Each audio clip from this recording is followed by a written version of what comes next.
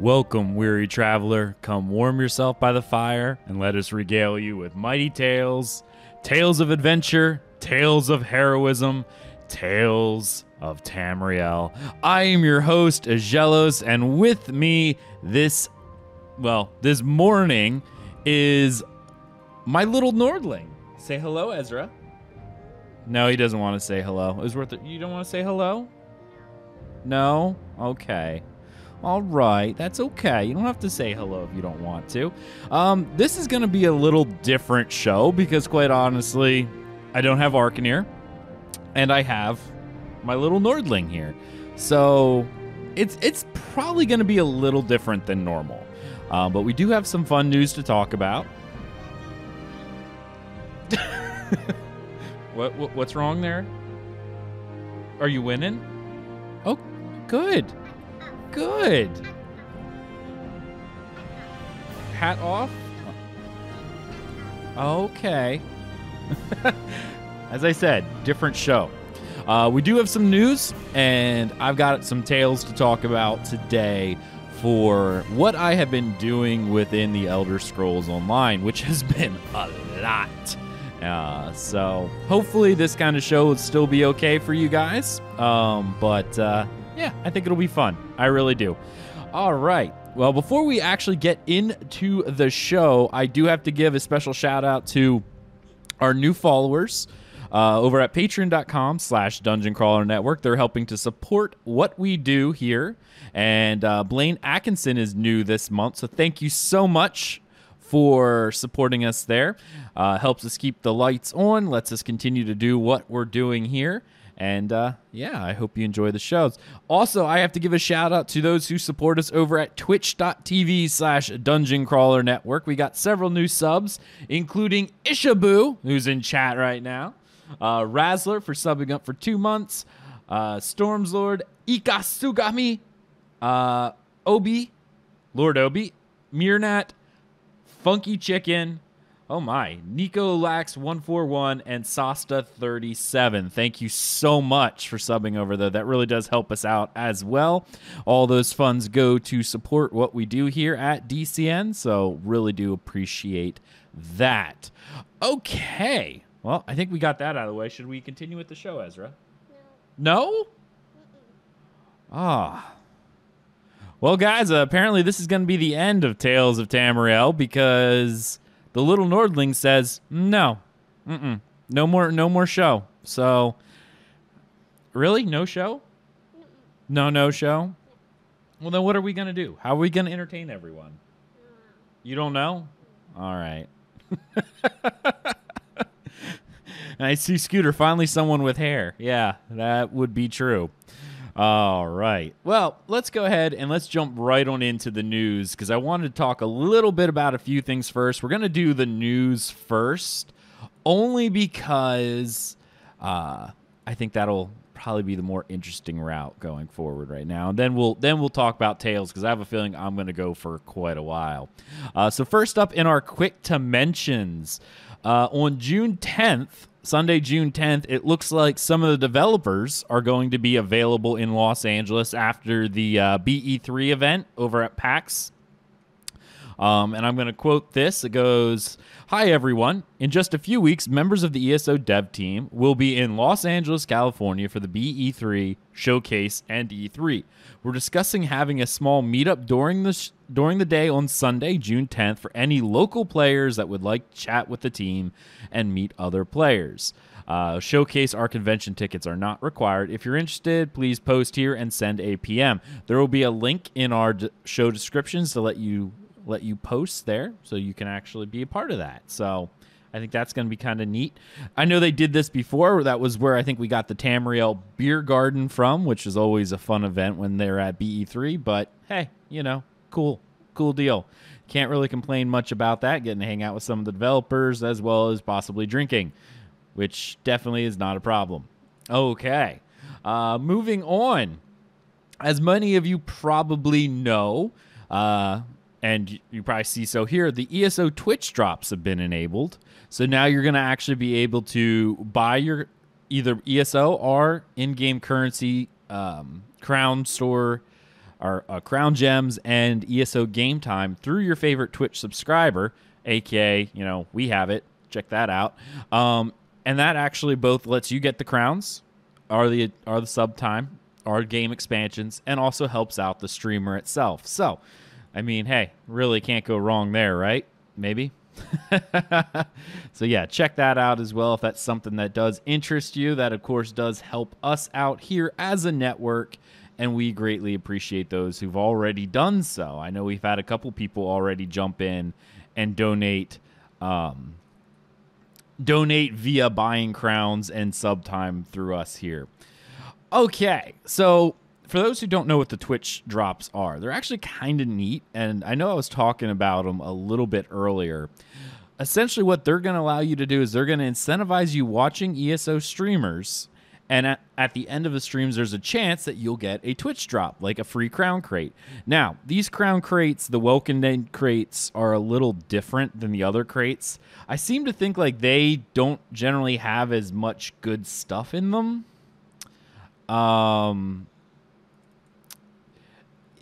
Yeah, it's like they don't have as much good stuff. I think that's the best way I could describe it, because I've gotten 2 so far since the beginning of this, and what I've gotten out of it was pretty much a few consumables. Now, I can't complain. It's a free crown crate, which is, there you go. And at the very least, that converts into 10 gems. Or 4 gems, rather. So you get 4 gems from that. So just by watching us, including right now, watching us live on twitch.tv/Dungeon Crawler Network, there is a chance that you will get this loot. If you happen to buy anything from the streamer itself, you will also get a Twitch crate that you can open up that has a chance at a few different things, such as emotes. I think there's 1 or 2 in-game related items, and some other little Twitch goodies. So maybe that's something that will tickle your fancy. Daddy Dank says it's always I've only ever gotten potions. Now I've only had 2 of them. I can't say for sure whether or not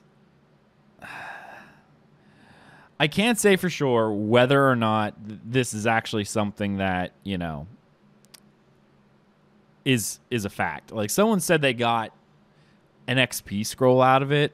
I've never heard of anyone say they got anything really good, but at the very least, you're going to be able to get at least like 4 crown gems. So it's a slow move towards what I'm at. So I need to do weapon power, speed, and restore stamina. All right, weapon power, speed.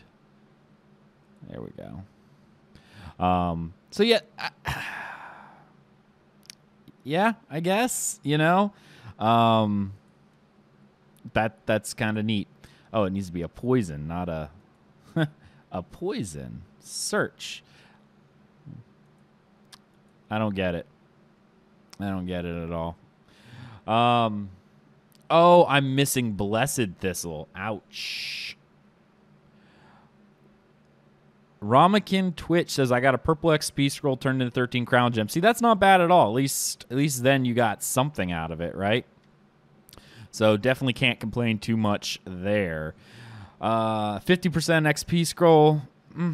I mean, the XP scrolls are nice. Don't get me wrong. I just think they have a much lower, if they have any chance whatsoever, of getting any of like the Apex or Legendaries or anything like that. Because if you remember, normal crown crates guarantee at least 1 rare quality item. Well, these ones definitely do not have at least 1 rare quality item. I can tell you that much right now. So I guess take that with a grain of salt. So with this coming up, this is interesting, Twitch crates. Now, a little bit of controversy I'm going to pull into here because I'm not really sure. There was a quote that, let me pull it up here. This was a PSA. All streamers, regardless of size or notoriety, who are streaming ESO this long weekend will have Twitch drops enabled on their stream. All the streamer has to do is have their ESO account linked to Twitch. This will occur through Tuesday morning. You can earn 1 per day, resetting at midnight Eastern time. Earn 5 throughout the Tuesday weekend. So it looks like you only get 5 total, which is kind of weird. So this is the question that I'm really having. We talked about this when I guested on Arkhaniir's stream over at his Twitch channel. I hopped onto his Discord, and we were just having a chat, and it was pretty fun. I said how this is a really, really, really good idea about incentivizing people to watch their live streams, right? Because let's face it, they've done this for the TES Legends. They've done it now for ESO. And if you've been watching any of these up before Summerset launch and the Twitch things, there's the people actually watching both of these two games has been insanely low. Like, it has. Like, they just haven't had a really good get out of here, cat. I'm telling you, this is just a crazy show today. I have my son sitting here, and he's kind of sliding off my leg. And, of course, my cat does not want to disappear from my desk. Anyway, back to what I was saying. They want to incentivize people watching Twitch. The fact that they're only allowing this to go on until Wednesday or Tuesday, I'm a little concerned that they're either going to stop the promotion, which I think would be bad, or worse yet, only put it on very, very few streamers. And we both know, well, we both, as in you and me, the listener, know that ZOS tends to favor a few of the really big streamers who don't even play their game anymore, by the way. So I think they're a little jaded there. I really like the idea that it was everybody, regardless of who it was, because it then definitely created this sense of people were streaming the game and you could watch anyone. Because all I'm going to say is there's going to be people who aren't going to get too many of these crates or whatever. The big streamers realize their audience isn't in ESO because before the launch of Summerset, right now there's like 5,000 viewers or something like that. Before the launch of Summerset, there was less than 800. Okay? So once the new hype of Summerset wears off, do you know what's going to happen? It's going to go back down to that number. So I think it would be a real big misstep if ZeniMax decides they're just going to only give this to a few select streamers rather than everybody. I think that would really be a bad idea to do, because why would you want to do that at this point? You want to encourage people to watch your game, right? But if you're only incentivizing the 2 or 3 big streamers who don't even stream the game that often, mind you, then what is the entire purpose of all this?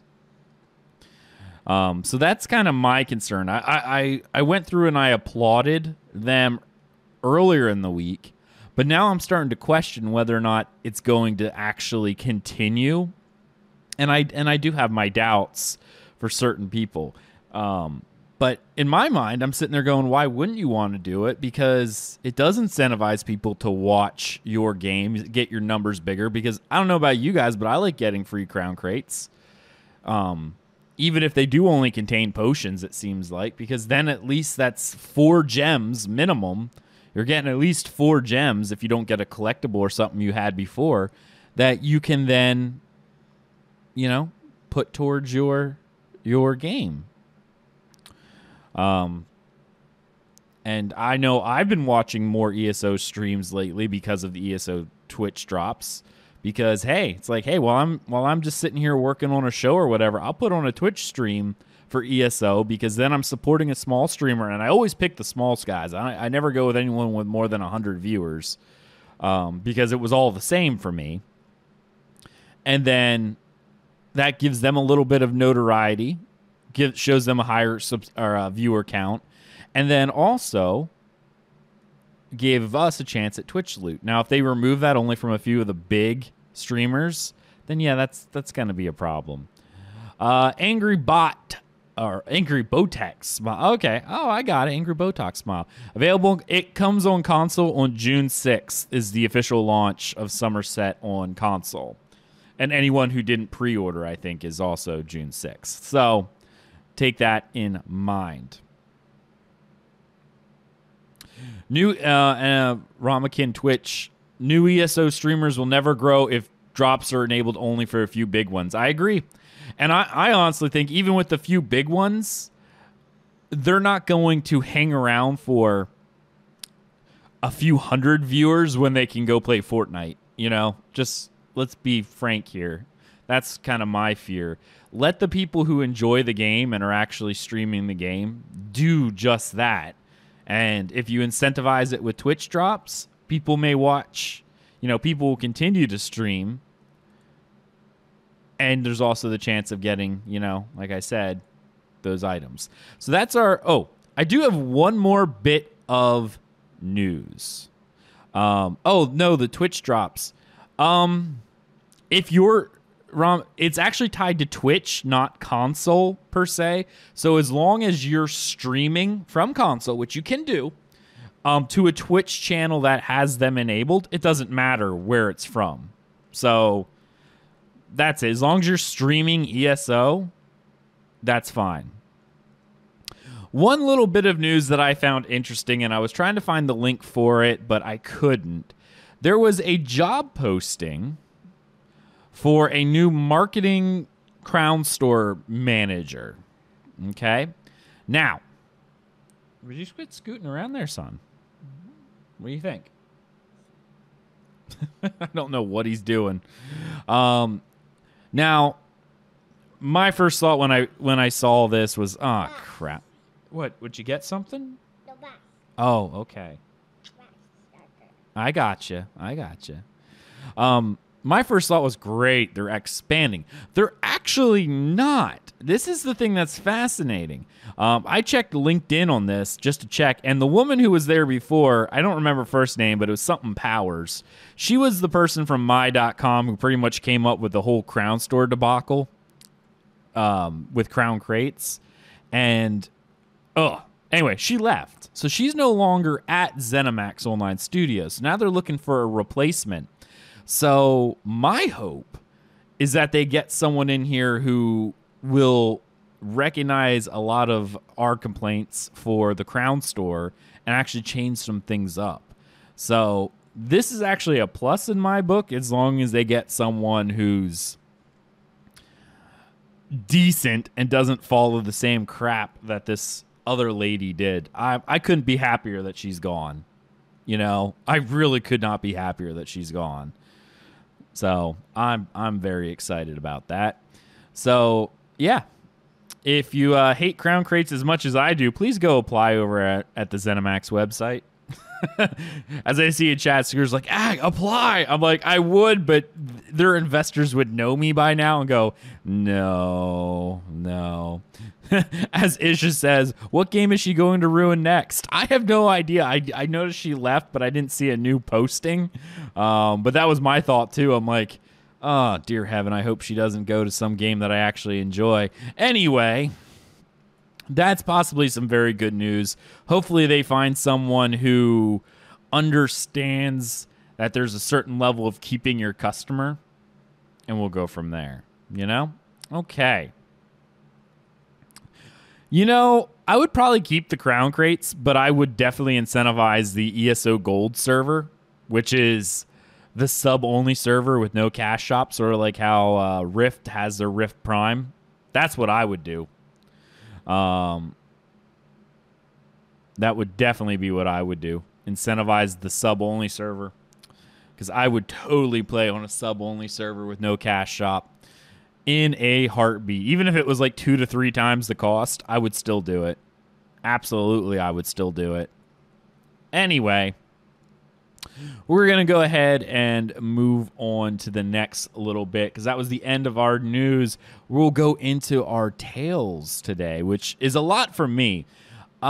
I'm not going to give any Summerset spoilers today, so feel free. You'll be fine. Plus, if you actually look at my map right now in Summerset, you can see I've not really done a whole lot overall. Because when I took the boat to Summerset, which... Okay. Before I start my other tales, I have to say something to whoever designed this. So I'm going to go in here. I'm going to take a look. So you have Mournhold. You take your boat out of Mournhold. All right, great, right? So I'm looking at Mournhold. they're making you ship out of this dock, okay? Not this dock. This dock, okay? So let's zoom out a little bit and find out where this road goes. So if you're leaving from this dock, you go down in this little lake. There's a bridge right here, which you can actually go under, I believe. So that's fine. But what do you do here? This is a land bridge. You pick the boat up? What the heck is going on here? Then you're going down here. Then there's another bridge that separates us from Shadowfen.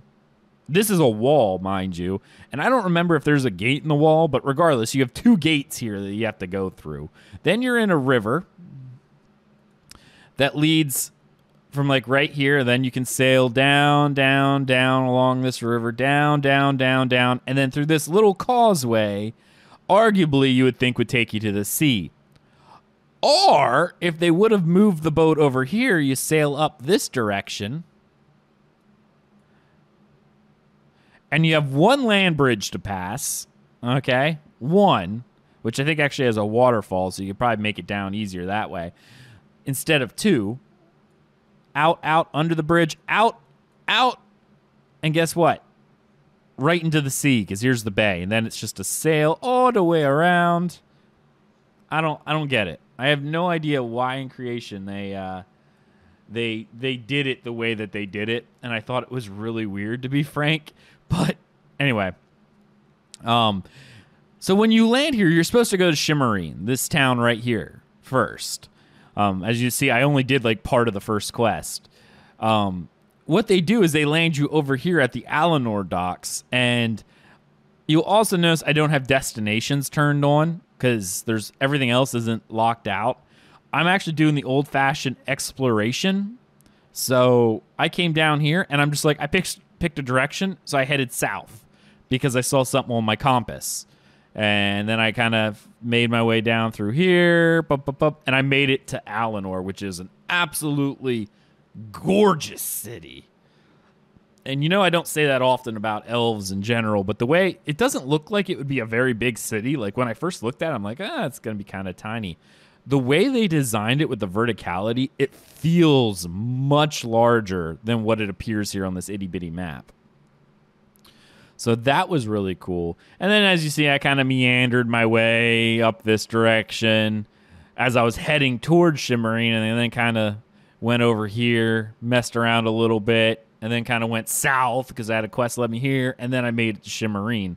But I never actually moved any further. So how you doing, little bud? You still doing all right? Yeah? Okay. That's good. You're a good boy. Anyway. Oh, I also did complete Cloud Rest, which was pretty cool on normal. So, yay there. I thought that was kind of neat. Then, let's go back and talk about what else I've been doing. So, in the 2 weeks since we had a last episode, I have been doing a lot of getting ready for Summerset, right? Because I still had Morrowind to do. I had all of Clockwork City to do between now and last episode. Well, I did completely finish Morrowind. I mean, 100%. Not just the main storyline. I did all the side quests and stuff as well. So if you are worried about spoilers for Morrowind, Clockwork City, and some of the precursor quests, you may want to like tune out here and come back after you finish them, or skip this episode from here on out, because there could be a chance I'm going to talk about a few spoilers, at least in the very, very broadest of sense. I'm not going to go too crazy. So I finished Morrowind, and while I loved Morrowind for its story, I felt like it was insanely short. Like really, really, really, really, really, really short. Compared to what I think it should have been, I guess. I don't know. Like, the main quest line was really tiny. What probably gave Morrowind a lot of its longevity was due to all the 9,000 side quests, which definitely did. I thought that was definitely helpful, and I really enjoyed that. So don't get me wrong there. But the main storyline and the setup for Clavicus Vile was pretty neat. Like the fact that he had taken over. You want to sit up a little bit? Can I help you out? Do you want to say hello now? You want to say hello into the mic? No? You got to move the mic away? All right. That's okay. That's okay, little man. Are you winning? Yeah. Oh, okay. I see. I like that. Ooh, impenetrable mother's silence. Or so. Oh. I may sell that. Anyway, I definitely did feel like the main quest was very, very short. It was pretty epic, especially the scene when Clavicus Vile starts like letting Bardal fall from the sky a little bit and Vivec's losing his power. Which I don't know if you guys knew from the lore. Oh, I still haven't achieved that pet yet. I noticed Isha said she's trying to obtain the, what is it called? The Theodite or whatever from one of the public dungeons. I was actually doing that with a friend of mine who I talked into playing ESO. And I think she went a little hog wild, and I love it because she pretty much bought every DLC, every chapter, and she's put like 45 hours into it already over like the 3 days she's been playing. So that's actually been pretty funny to watch. Might have gotten her addicted. I don't know if she's going to listen to this show, but if she does, shout out.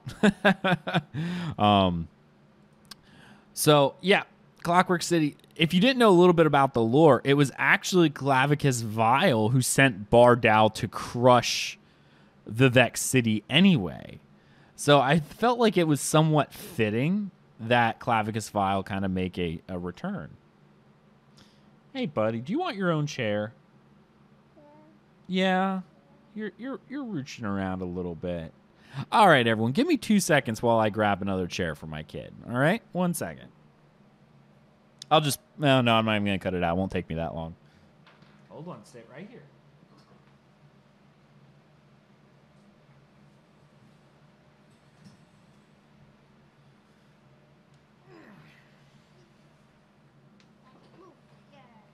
You want to move the chair over here next to me? Yeah. Okay. There we go. There we go. Now, for anyone who's curious, my little man is right there. Say hello. Hello. There we go. All right. Doing good, bud? All right. Little man was tired of doing the show. He figured it was it. So he's the one who actually sent Bardal in the first place. So that was neat to see him make a appearance, and it does set up some of the fun that happens in Summerset, which, by the way, the trailer for Summerset is fantastic. Like, I don't know if anyone's ever seen that trailer yet, but it definitely got me hyped. I was like, this is awesome. I've really, really enjoyed their Blur trailers so far. And I mean, I do have that little special place in my heart for that one guy, you know, the For Purity guy, because he seems to have all the right values in place. And I mean, he's killing all these elves, and I feel like, yeah, that's acceptable, right? Yeah. So he's my hero. I really do appreciate him. No baby hero? No. Are you the hero? Baby hero. Oh, baby's the hero. Okay. Cool. Pinchy leg. So yeah. But that first scene after Vivec starts losing his power and goes into his little coma, that was fantastic, because then you're sitting there, the whole place looks like it's just falling apart, right? It's insanity. And I don't know. I really thought that was a really cool thing to see. So let's see here. I did pick up a jewelry crafting survey from Green Shade. Cleft between two great stones on the shore behind shipwreck south of Seaside Sanctuary docks west of Underroot. Green Shade. So Underroot is... I don't even remember where Underroot is. Greenheart, Labyrinth, Marbrook. South of... Oh. No, it's probably right there. Yeah, like the amount of... the test wiki is wrong. It's definitely wrong. I believe they've even said it that it was in there before. I know I have someone saying that it was Sheogorath. I don't think it was Sheogorath.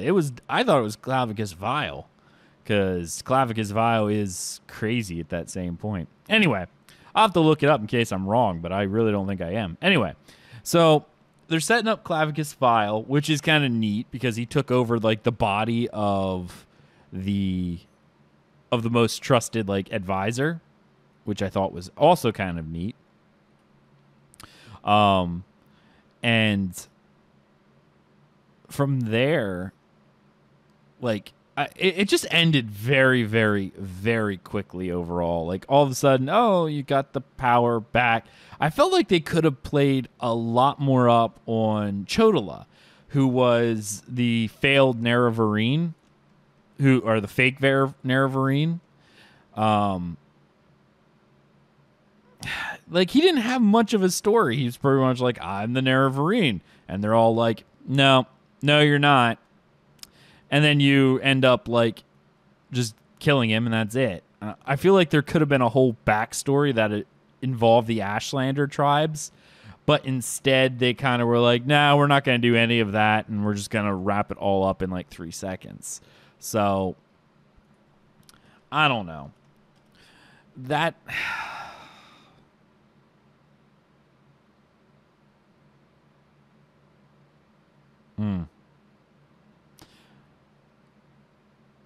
Yeah, I don't know.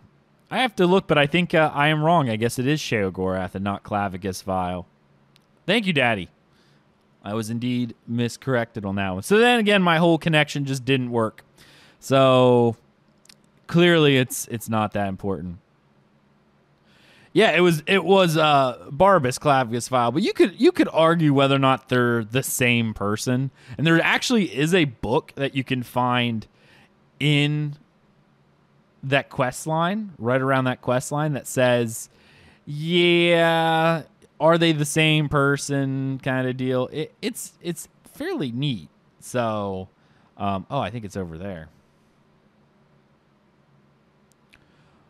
Oh, no, I did mean in Morrowind Angry Botox. Like, it was Barbas who actually took over the body, but if you're going into the Daedric lore, is Clavicus Vile and Barbas the same person? Like, people have been asking whether or not he split himself on purpose to have company. You know, there's some thoughts on that as well. Ooh, another. Ah, there it is.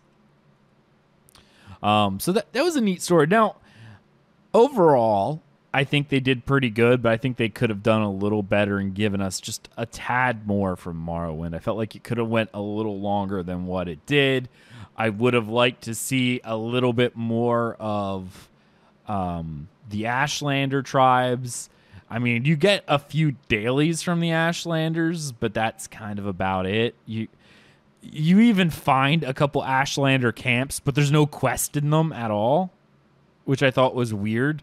The only quest that even appears is after you advance the main storyline enough.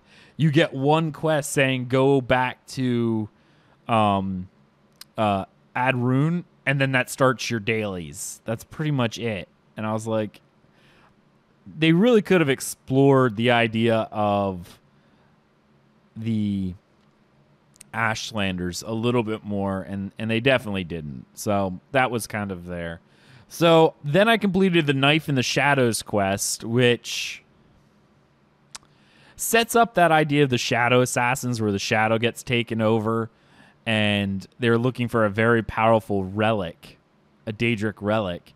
And you have all these mages being murdered by their own shadows, and it turns out, I feel like, is that tied to Minfala? I feel like it's Minfala being tied in as part of that trifecta of evil that's coming against Summerset. But regardless, it is what it is, and it was an okay quest line. I mean, you get a memento out of it. I felt like the shadows were a little disjointed. Yet again, talking about the disjointed, it's like, all right, let me rephrase that. So you go into the Clockwork City at the end of Morrowind, okay? You do. You actually get sent to the Clockwork City because Clavicus Vile is there trying to mess around with the Divine Forge to open a gateway. Sothasil's Divine Forge. So you have that going on, but that doesn't really matter. So you were in the Clockwork City at the end of Morrowind. You get the precursor quest to hunt down these mages who are getting killed by their own shadows, which then leads you to saying, oh, this person was the only one who could find a way into... Oh. Thanks for the follow, Toxic Brown Eye. So he's the only one you could follow into the Clockwork City because she was like a mage of Artaeum, one of the Psijics. Great. All right, so you introduce the Psijics. You introduce this little shadow mage thing, which, you know, hey, that works. That kind of sets up Minfala a little bit. For me, it felt like it should have been more nocturnal, like the relic was a skeleton key and the shadows just sound more nocturnal. I agree, but, well, see, nocturnal's apparently part of this little trifecta too, so maybe it is nocturnal because it does involve the key. But the question is, if it was nocturnal, why couldn't she just get her key, right? Like, I know she bestows it to people, but he agrees. But they could just take their favor back, more or less. I don't understand why they were after it unless someone else wanted it, right? So, praise the pie god. Hey, mate. I'm here today doing our ESO show with the one and only amazing co-host, my little nordling. Say hello, little nordling. Hi. It's a different show today, so be prepared. I'm going to go farm some materials while I'm here. So we did that. It was an okay quest, but yeah. Summerset is amazing, pie god. It really is. I've really been enjoying it. So we set up the Psijic Order, which gives us a little bit of, hey, you know, that's actually cool because Psijics are part of Summerset. So it gave us a little bit of a heads up that, hey, guys, this is going to be coming, so keep this in mind. So we introduced the Psijics, and also introduced a little bit of that nocturnal or Minfala quest with the shadows. I don't know why, if it was Minfala or nocturnal, why she had to find her own relic. I feel like she could just make it appear or disappear at will, but anyway. However you do it, it introduced a little bit. I made so much gold from fishing. Man,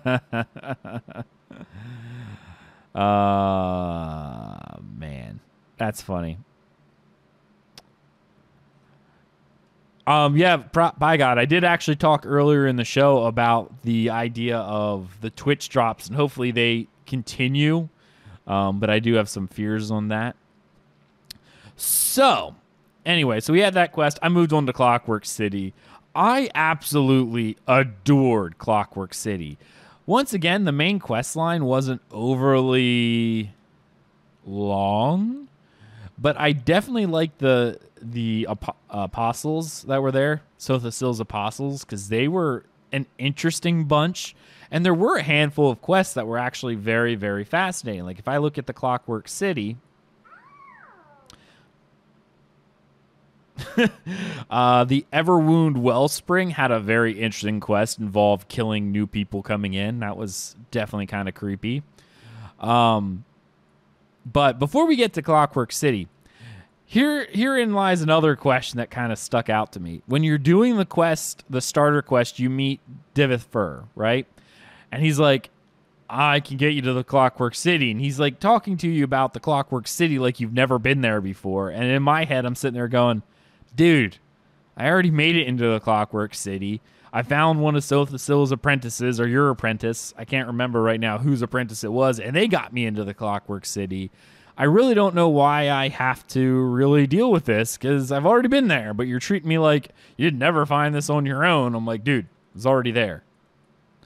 Defeated a Daedric prince. There. I'm good. Anyway. That little whatever aside, you know,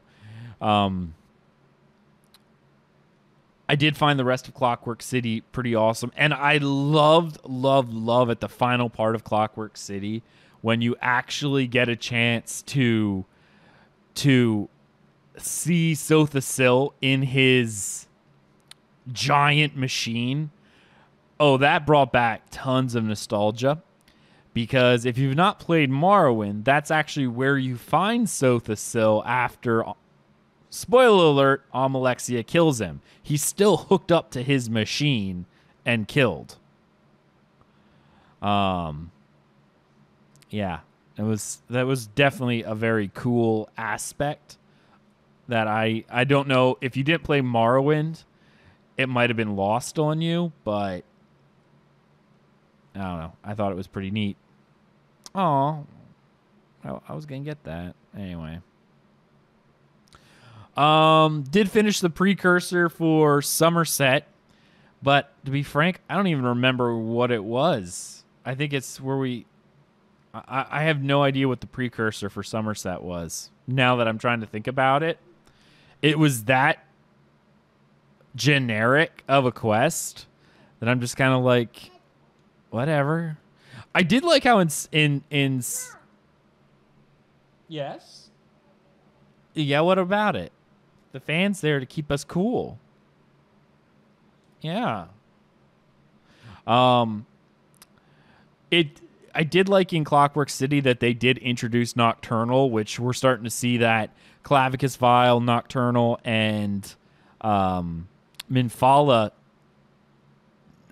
tribunal type triumvirate setup within the Summerset Isles.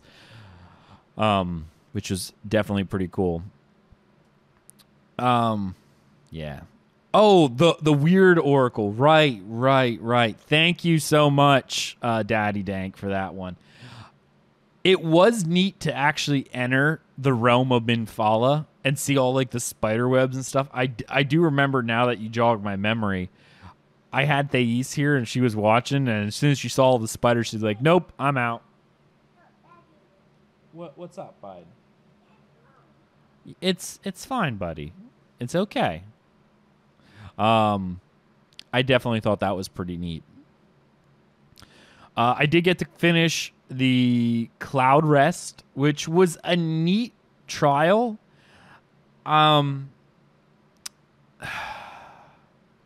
It's a neat trial. I'll say that. I'm kind of disappointed that the trials don't have a lot of trash fights or these long sprawling areas like Sanctum Ophidia, Hell Ra, or even Aetherian Archive, where these much longer areas, like there was a lot of stuff to do between. These ones seem to be just like essentially one boss and mini bosses. Now, it wasn't bad, but it was a good trial. I wish it wasn't like almost like a one-room trial like what we've been seeing. On the upside, we finally got to see a Slode, or Zos's representation of Slodes. You actually see one in Cloud Rest, and you also see one at the Wellikin Cove is another world boss. So getting to see a Slode was pretty darn awesome. I was really excited for that.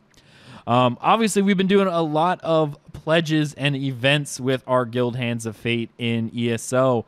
I do encourage you, if you are interested in joining us in ESO, send me an in-game mail at Aggelos, AGGELOS_WOF. We do weekly events. I'm looking to get another trial night going, as well as a Cyrodiil PvP on the weekend. So I did a big clear out of the guild prior to the launch of Summerset. So if we're part of the guild, but we're no longer part of the guild, as you haven't been on in a while, all you have to do is send me a message and you'll get invite. We are also adding a monthly drawing for participation. So everyone now is going to be earning participation points within our guild for doing events with us, okay? I'm also probably going to allow for some participation points for certain donations to the guild bank. That is a to be determined, so keep that in mind. But what you're essentially going to be able to do with these participation points is you're going to be able to, once a month, be able to purchase a raffle ticket. You'll be able to purchase multiple if you really want for the amount of times you show up, because you earn 20 participation points per event. A raffle ticket is 50, so you can actually end up getting a couple participation raffle tickets, and then you'll be able to... What's up? Oh, watch yourself. There you go, bud. So you'll be able to actually get a raffle ticket, and once a month, we will be getting a Crown Store item to gift to the winner. Okay? So you'll be able to participate in that. So just by joining the guild and doing events, you may be able to win some Crown Store items. Hey, bud, what's up? There you go. All right. So keep that in mind. I definitely encourage everyone to come on out and join our guild on the North American PC Mega server. Anyway. All right. I guess I guess I do have a few tales. We have been running a lot of dungeons. I've been getting my Magicka Dragon Knight up to level 30 last night. Been leveling that up with a friend of mine who I convinced to get ESO. So that was pretty good. And obviously moving through Summerset. But I'm going to wait a little bit to talk about Summerset till next week, because I think I'll be further along by next week, and I want Arkhaniir on the show, and Nate, a.k.a. Misa, will be on the show next week as well. So the three of us will be able to give some first impressions and kind of what we feel about Summerset. I'm not going to say that there's not going to be spoilers. There may be spoilers on that episode. So when you watch it, we'll go through the news and stuff like that first, and then we'll give you a heads up if there's going to be any spoilers for those who haven't got a chance to complete Summerset. And, of course, I am one of those people who have not completed Summerset. You guys have seen my map, so... keep that in mind.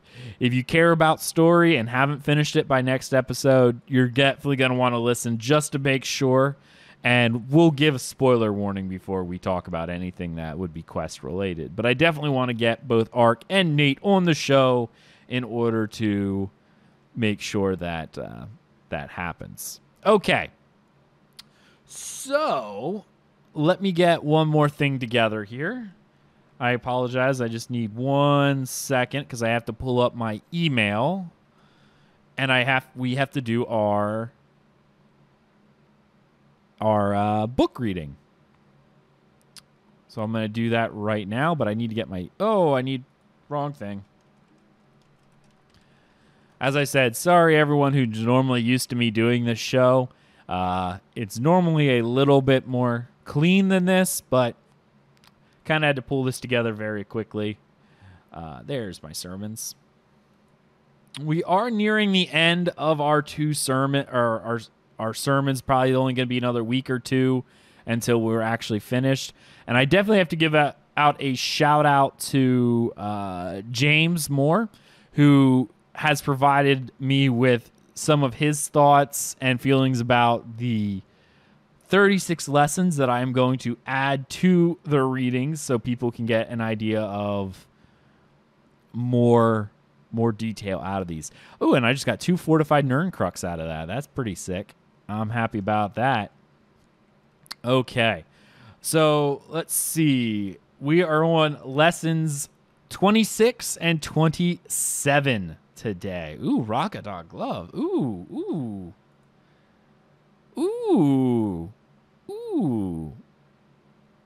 I got new motif page. That works for me. I like this. Because that adds 2 new things. Okay. Let me pull this out on the screen. And we're going to do with 36 Lessons of Vivec, Sermon 26. Baby what? Oh, I got... What do you have to say? Oh, do you have nothing to say now? Oh, baby hi. Baby hi. Oh, he wants to show everyone on the stream what he's doing. What? Baby's what? Baby race. Oh, wow. Baby race. I like that. I like that a lot. Good job. Good job.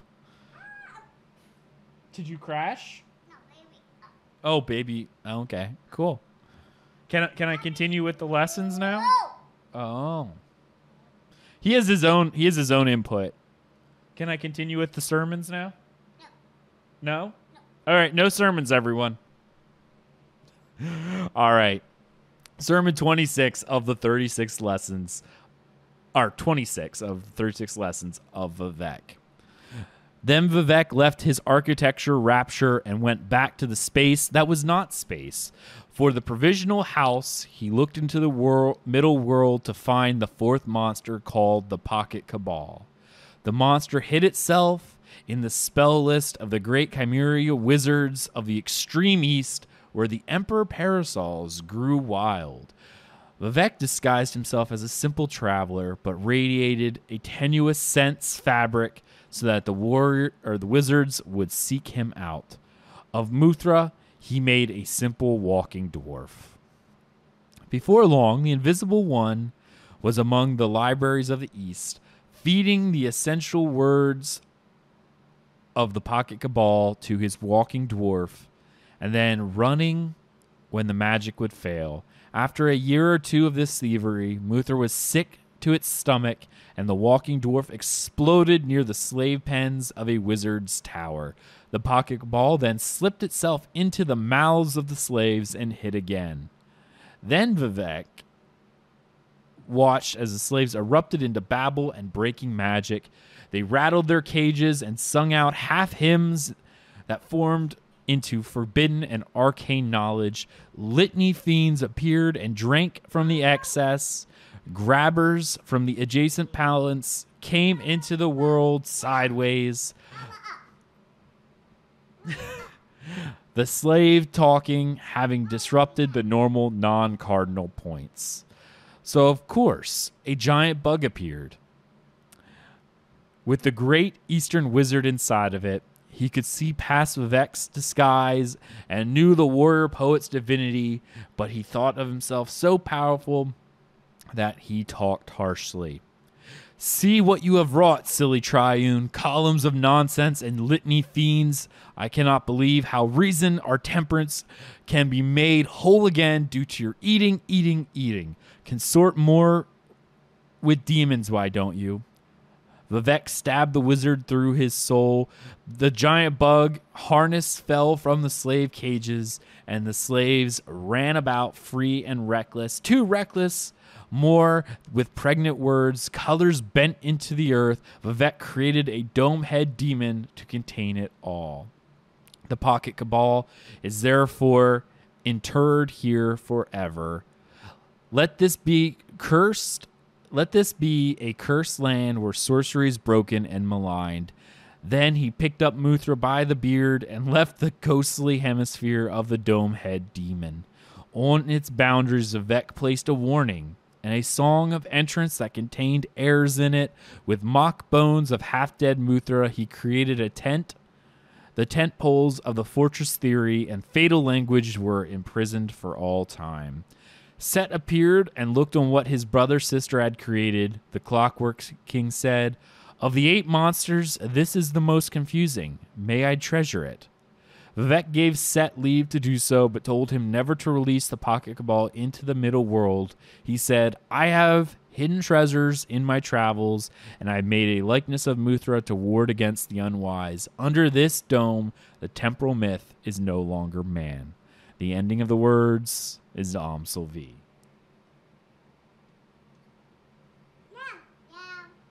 Down meow, as he says. Down meow. Good job. So I'm going to go over to our friend James here. And I'll say what he wrote. And this actually, it makes funny. When he said this, it made a lot of sense. Are you talking to the meow? Meow down? Okay. Well, I'm almost done, bud.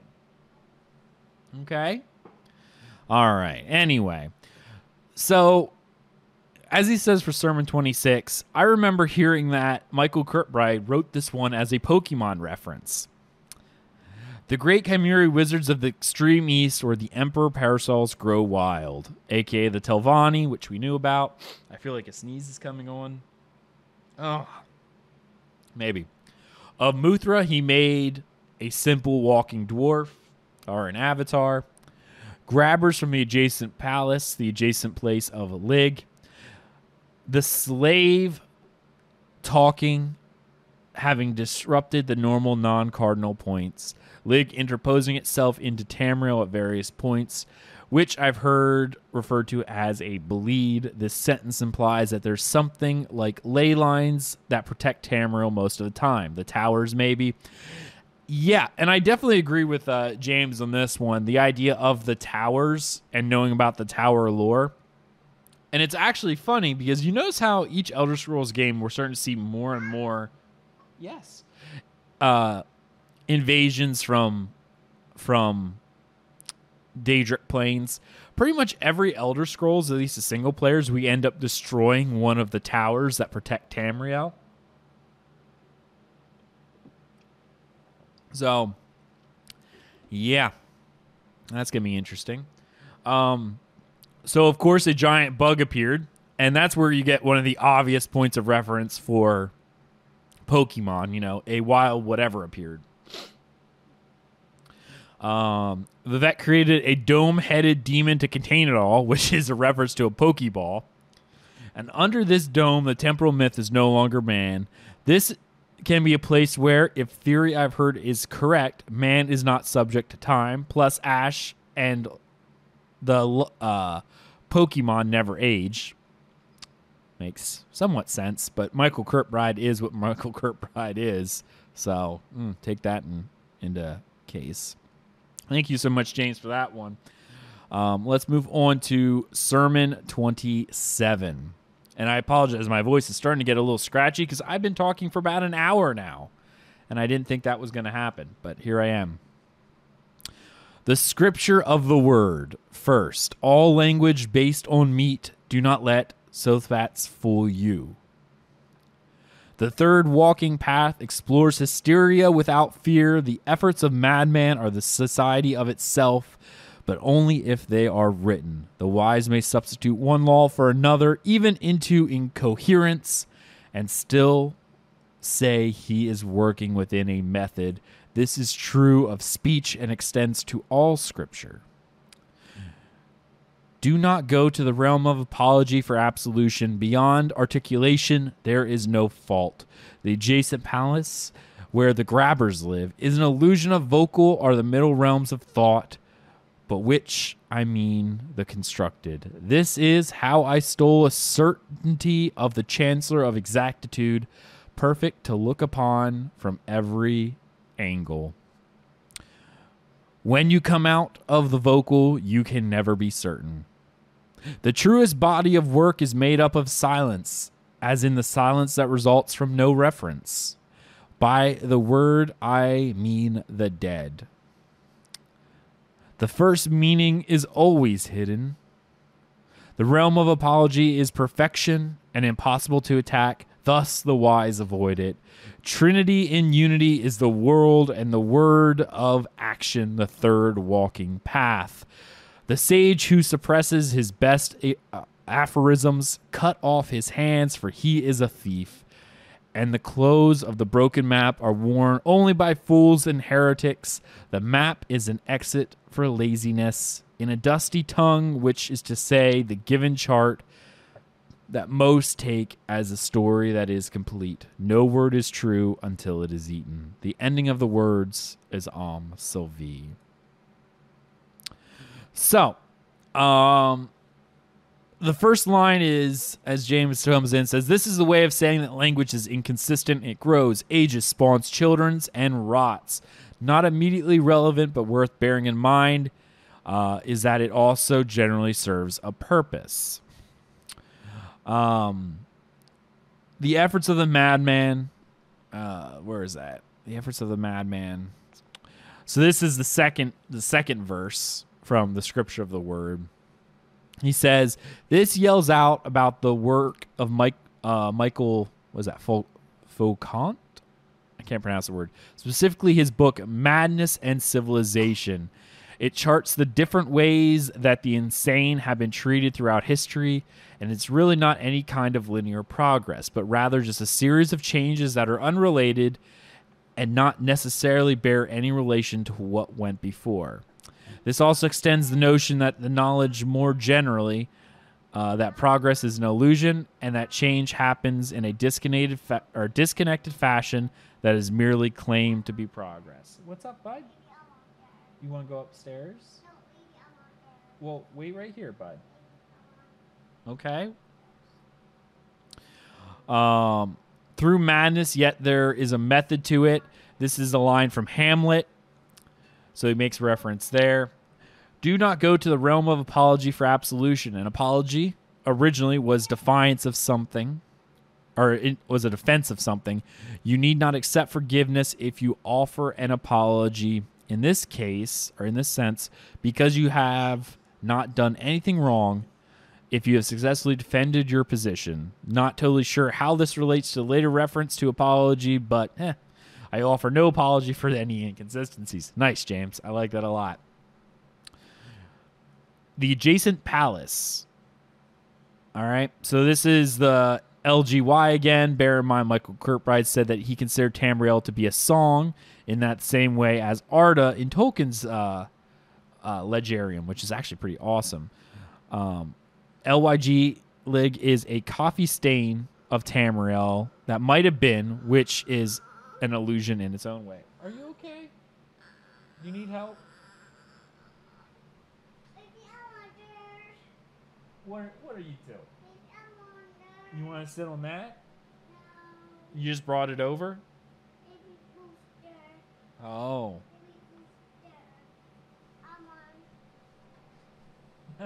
Sorry. Having to deal with a 3-year-old at the same time is always fun. Anyway, back to the lesson. Whew. I feel like I lost my place. I did lose my place. Great. Oh, there it is. Okay. Where are we at? Okay. Certainty is based on understanding. Understanding is based on the compromise between speakers. If you just read the text, you can't follow for sure that you can't know for sure that you've understood it because you have no way of checking with the entity that produced these words. The truest body of work is made up of silence, and silence the result of no reference. As James says, I think there's a lot going on here, mostly due to the potential Amarath reference. To reach Amarath, a state of sensory deprivation is required. If you're in sensory deprivation, you have no reference to anything else, and in the state of Amarath, you create your own world, a complete work. Oh, I see what just for reference of what the little man's doing. He wanted to sit on the chair with the ottoman leg rest. How's that going, bud? Oh, Daddy help? You want to put it right there? Yeah. All right. Look at the little man just all lounging around.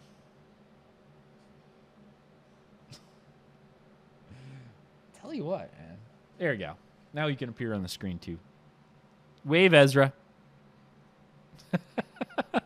Good job, bud. Trinity in unity is the world and word of action, the third walking way. The third walking path is referenced in Sermon 35, where the tribunal all go all Zord on us and combine into one thing. The echoes of Trinity and Unity here, and may also be something to do with the Numidium, the Dwemer being combined through systematic anti-creation. But I have no idea, only vague notions. Trinity and Unity, in a very simplistic way, I almost feel like just references the idea of the tribunal being one coherent ruling entity as well. And of course, that does tend to reinforce to the followers that they're to serve the entire tribunal, and that, you see that a lot through these earlier lessons, that he definitely tries to force the idea of the tribunal as the ruling party to quash any notions of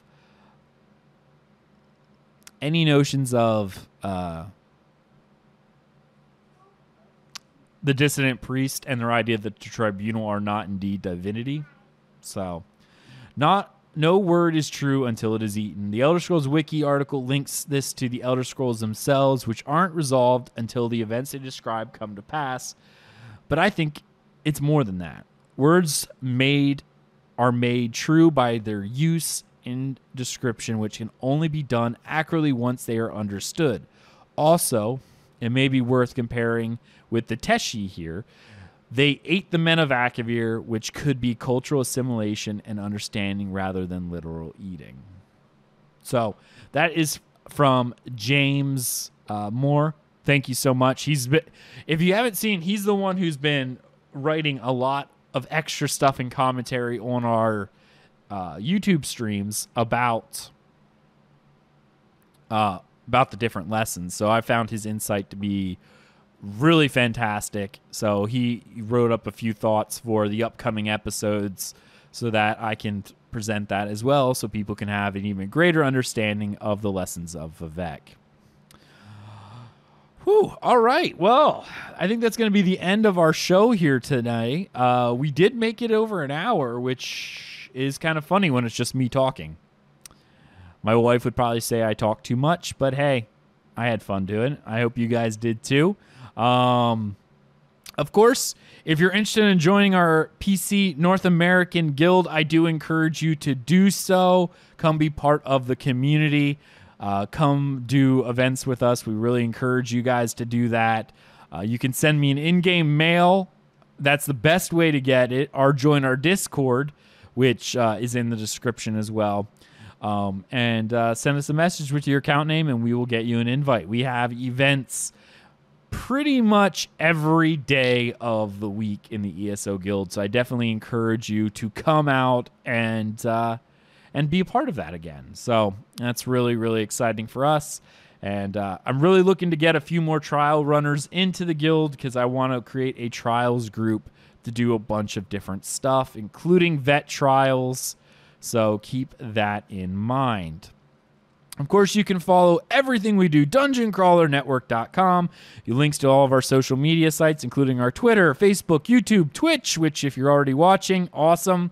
Be sure to check out our Twitch and subscribe to that. Oh, I just got a Ragadan Maces, which is pretty awesome, because there's a chance you get some Twitch drops. And we have been streaming pretty much all the time. So definitely check that out. And again, my in-game name in ESO is @Aggelos, Aggelos. That is the best way to get a hold of me in-game. Yeah, definitely check all those sites out. All of our other shows, including our Ashes of Creation show, From the Ashes, which records every week. New episode is coming out on Monday for that as well. And we do have our general MMO gaming show and Tavern Talk, our Saga of Leucemia live stream and podcast. Definitely check all that stuff out. We encourage you to do so. Thank you so much for watching this episode of Tales of Tamriel, and we will see you next time. See you later, everybody. When Akatosh slew Lorcan, he ripped his heart right out. He hurled it across Tamriel, and the heart was heard to shout, red diamond, the heart and soul of men. Red diamond, protect us till the end. The laughing heart sprayed blood afar, a gout on Seer it fell, and like a dart shot to its mark down in an alien well. Magic effused the Lorcan blood to crystal red and strong. Then wild elves cut and polished it down to chimel at a ball. Red diamond, the heart and soul of men. Red diamond, protect us till the end. When elves lost Nirn to men, Akatosh gave the stone to Saint Alesh in token of her right to sit the throne. Red diamond, the heart and soul of men. Red diamond, protect us till the end. Red diamond, protect us till the end.